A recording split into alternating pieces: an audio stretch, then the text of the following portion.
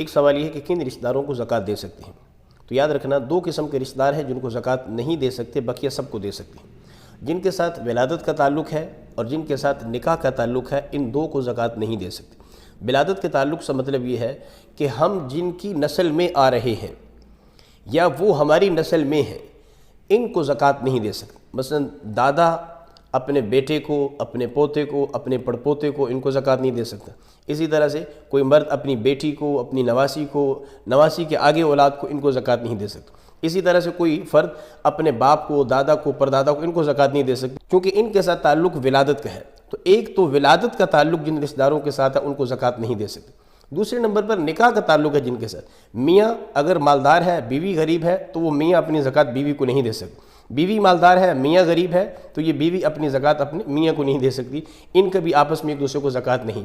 اس کے علاوہ بقیہ سب رشتہ دار، بھائی بہن کو زکوٰۃ دے سکتا ہے، بہن بھائی کو زکوٰۃ دے سکتی ہے، کوئی چچا ہے تو اپنے بھتیجے کو زکوٰۃ دے سکتا ہے، بھتیجی کو زکوٰۃ دے سکتا ہے، کوئی بھتیجا بھتیجی امیر ہے اور چچا غریب ہے تو اپنے چچا کو دے سکتے ہیں۔ تو باقی تمام کے تمام رشتہ داروں کو زکوٰۃ دی جا سکتی ہے اگر وہ مستحق زکوٰۃ ہوں تو۔